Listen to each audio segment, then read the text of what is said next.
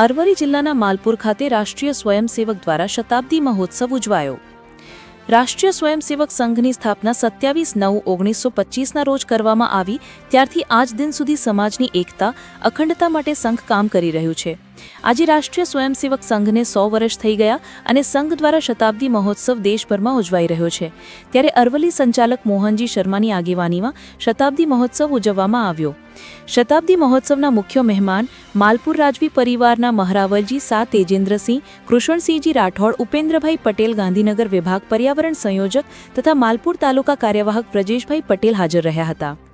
રાષ્ટ્રીય સ્વયંસેવક સંઘ દ્વારા માલપુર તાલુકા વિજયાદશમી ઉત્સવ તથા શસ્ત્રપૂજનનો કાર્યક્રમ શ્રી પીજી મહેતા હાઈસ્કૂલના પટાંગણમાં રાખવામાં આવેલ હતો અને આ કાર્યક્રમમાં માલપુર તથા તાલુકાની જનમેદની ઉમટી હતી અને જનમેદનીની હાજરીમાં શસ્ત્રપૂજન કરવામાં આવ્યું।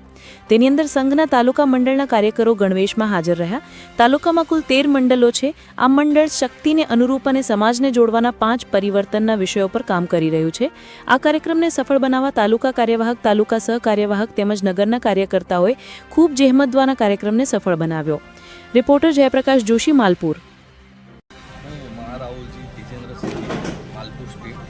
આજે સમાજના દરેક વર્ગે માલપુર હાઈસ્કૂલમાં શસ્ત્રપૂજન કર્યું અને આ શસ્ત્રપૂજન એક બુરાઈ પર અચ્છાઈનું એક પ્રતીક છે અને આ શસ્ત્રપૂજન વિજયાદશમીના દરેક પર્વ ઉપર, દરેક વિજયાદશમીના પર્વ ઉપર કરવું જોઈએ અને આ શસ્ત્રપૂજન એક આપણું ક્ષત્રિયોનું અને સમાજના દરેક વર્ગનું એક ફરજના ભાગરૂપે છે।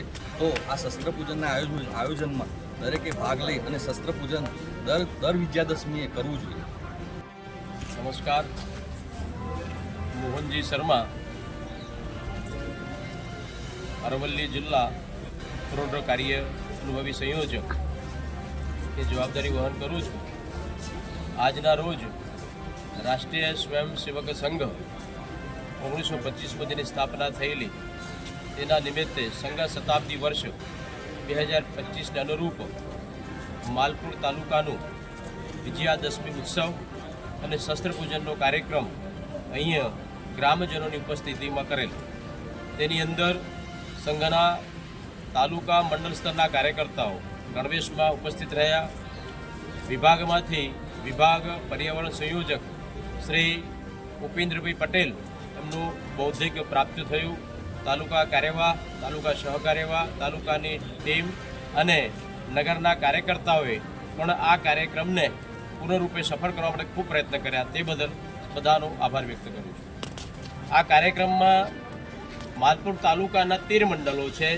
એ 13 મંડળોની અંદર કાર્યકર્તાઓ બધે જ આ 5 પરિવર્તનના વિષયોને ધ્યાનમાં રાખી અને સંગઠન શક્તિ સમાજની એ શક્તિને અનુરૂપ આપણે બધા કેવી રીતે એ કાર્યવાહી થઈ શકીએ અને સમાજને જોડી શકીએ તેના અનુરૂપે ખૂબ અથક પ્રયત્નો કર્યા છે અને આજે ये આપણે સંપૂર્ણ રીતે સફળ અને સાકાર કરી રહ્યા છે। ધન્યવાદ। भारत माता की जय, भारत माता की जय।